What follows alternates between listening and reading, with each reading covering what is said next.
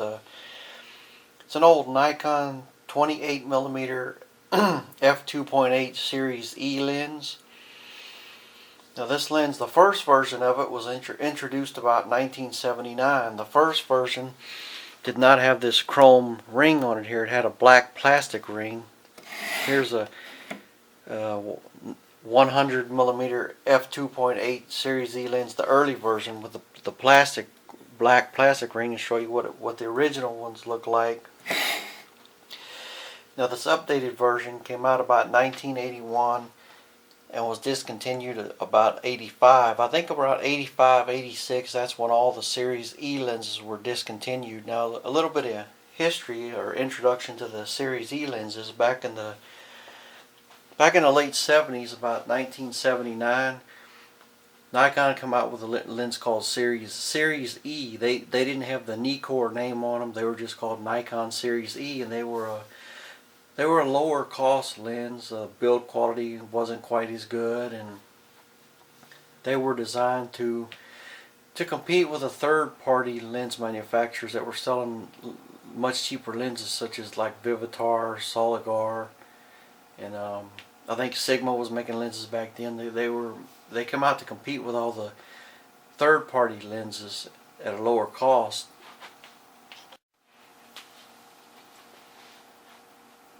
And about the E-series lenses, the Nikon made a total of 8 of them, and I have all 8 of them. I'm going to be doing video reviews on some of the other ones, possibly all of them, so subscribe to my channel and be on the lookout for those. Now we'll go over the lens a little bit. It weighs in at pretty small, lightweight lens, weighs in at 175 grams. Surprisingly, I put that on the scale, and I put this 50 1.8D lens on the scale, and they both weighed in at exactly 175 grams. So you could see, you know, it's pretty lightweight, because you know 50 1.8 is a pretty light lens.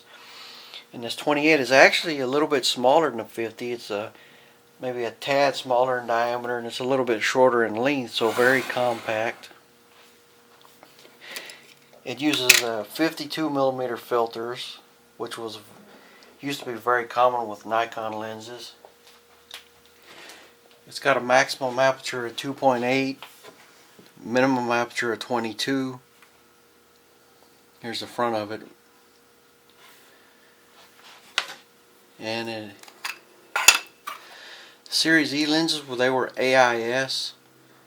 They had this little scoop here that used to push on a pin in the camera body to give it certain information, such as focal length, so it can so the camera can lean towards fast or slow shutter speeds in program mode. Of course, on modern cameras, this little scoop means nothing. Minimum focus distance is slightly under 1 foot, which is not bad for a 28. I've seen other 28s that have focused closer, like 8 or 9 inches, but a foot's not bad, considering on some of the older zooms. Now the newer zooms are a lot better, but on some of the older zooms, like a 28 to whatever, you know, the minimum focus distance might be 4 or 5 feet, which is horrible for a 28 wide angle, but of 1 foot is not bad.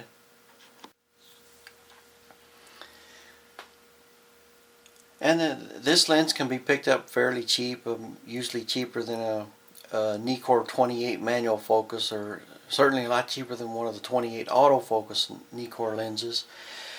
I think I paid about $55 for this one at our local camera shop. Of course, on eBay, I see them going for a lot more. Most of them I've seen on eBay, they're not auction, they're buying now, and they're asking more, especially if it's in lenses in condition as good as this one. But if you really shop around, you should get one for easily under $100. One in really good condition. And how does it perform? It's not bad. I don't have a full frame digital camera to test it with. I only have my digital SLRs or DX or APS-C. But on a camera like the D70-100, the camera that's filming this video now, at 24 megapixels, you know, it's pretty good, but if you go pixel peeping with a 24 megapixel camera, like if you go on the monitor and blow it up to 100%, you're going to see that the sharpness is not quite way up there with the legendary lenses or most of the modern lenses. But if you're, if you're a casual photographer and not a pixel peeper, it should be good enough for you. I would estimate that this lens would perform much better on a full frame camera because the DX APS-C cameras have a higher pixel density, and the image has to be enlarged more to get to a certain size. So it would probably do pretty good on a full frame camera, but on a APS-C camera, it's a bit lacking in sharpness, but it's good enough for me. I'm not really a pixel peeper. If you want to make a 8x10 off a picture with this lens, it should be fine. To give you an idea of the size of the lens and how compact it is, here it is on a D300. Of course, this camera won't stand up on its own with the tripod L plate. There you go. See, it's a really small, compact lens. So if you're looking for an inexpensive wide-angle lens, this might be a good lens for you. Of course, it's going to be moderately wide-angle on a full-frame camera, but on an APS-C camera, it'll be what I call slightly wide, just a little bit wider than let's say it'll be equivalent to a little bit wider than a 50 millimeter lens on a full-frame camera. So I guess on a APS-C camera, it can be used as a normal lens. Oh, something I forgot to mention before I close out this video is the Series E lenses were not as backwards compatible as the Nikons were. As you can see, it doesn't have that little metering claw there for the non-AI camera bodies.